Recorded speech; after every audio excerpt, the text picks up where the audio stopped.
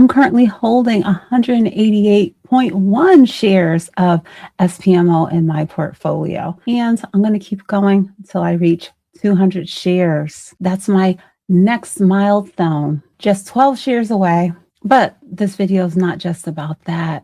It's about questions that I received about, is it too late to get started investing into funds like this, individual companies that you think have run up already? Why am I focusing on SPMO instead of more of the S&P 500 investment that I have, like FXAIX? So this fund has been around for a little over 10 years. It's proven themselves that it really is a wealth building machine. Yes, like with any other investment, there is some risk, but it's one that I've incorporated into my portfolio that I find to be the right fit for me to complement other investments that I already had, like FXAIX and VCI, for higher growth. And once I hit that 200 share milestone, I may continue building a bit more. So why am I still buying even at these levels?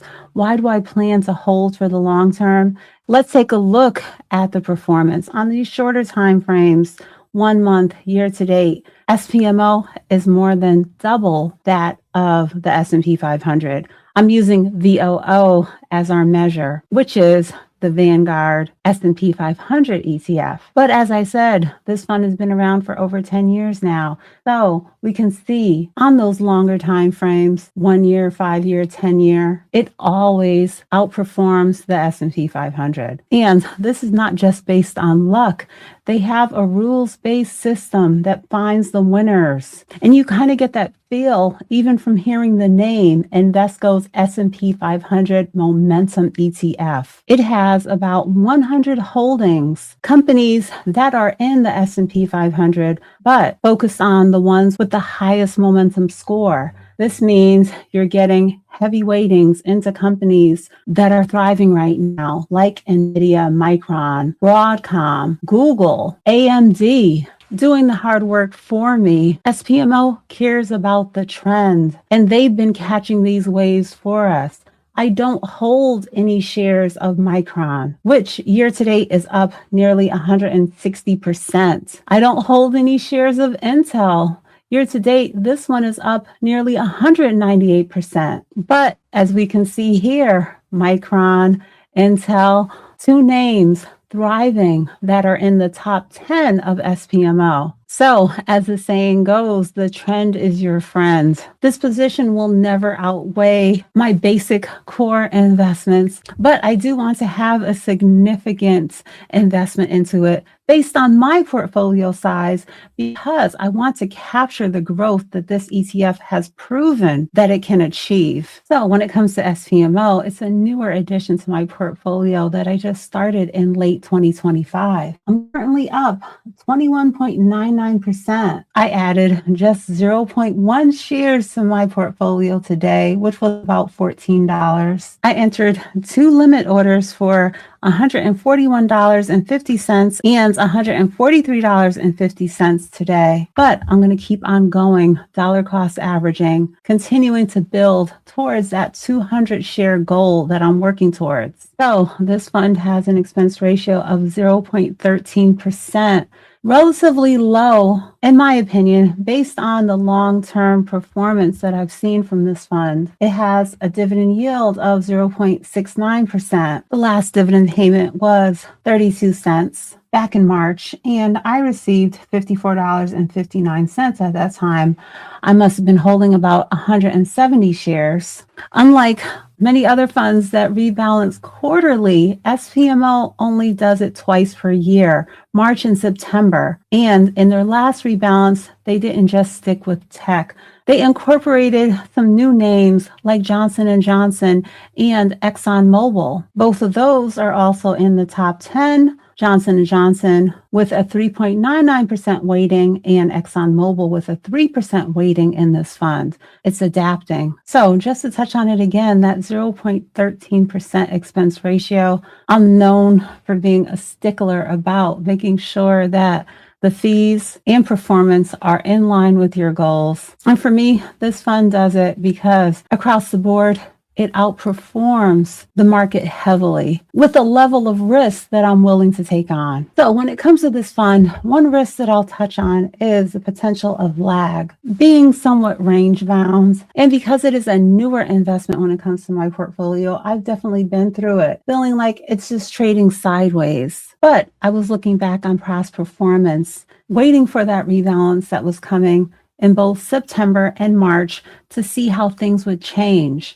This ETF will sell the stocks that no longer have that high, strong momentum score and buy new ones that do. It leaves a 1-month buffer, kind of ignoring those results to make sure that the momentum of the company is sustainable, more long-term, because it's going to be within our fund for the next 6 months. So basically, we're dependent on the methodology to have us on track for that time frame with companies that are going to continue to win. Take that into your risk tolerance when investing into things like this. Make sure to zoom out. This fund allows you to do that with a little over 10 years to reflect back on. And when it comes to my portfolio, as I said, not a core holding, it's something additional, more aggressive for that additional growth, because I do want to aim to beat the market, pull up my portfolio, but in a way that feels right for me. So I'm going to keep on dollar cost averaging. I have a couple of limit orders in. I'm going to keep on building, and I will come back and share that update when I get to 200 shares. Yes, this fund price is currently $144.53. And it wasn't that long ago that I was able to pick up shares at about $111 in late March. But I can't let that turn off to investing. I can't stress and obsess about the prices in 2026. I have to think about 2030, 2035.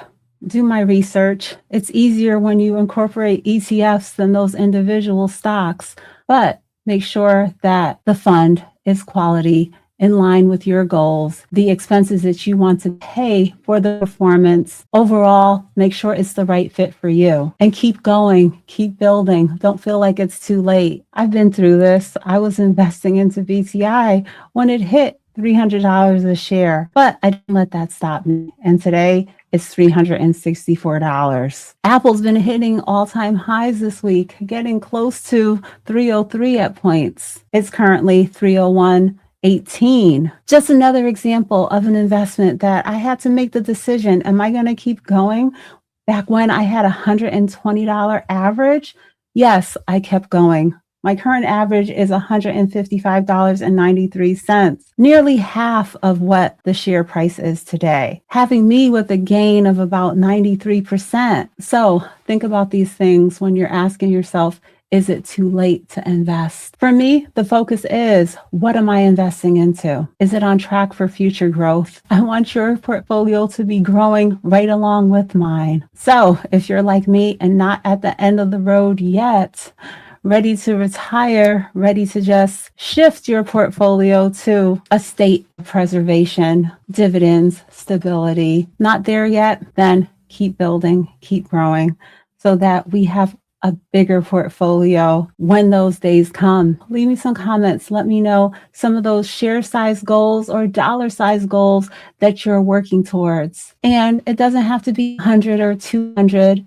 I've proudly shared achievements with you guys of getting to 1 share of Microsoft or 1 share of SMH. No matter what it is, we can hold each other accountable and cheer each other on. If you enjoyed this video and you're not already, make sure to subscribe, like, hit that notification bell, hype this video, and check out my referral links for the MooMoo Investing app and channel membership. Over here, we're not just consumers, we're investors. Building wealth 1 share at a time.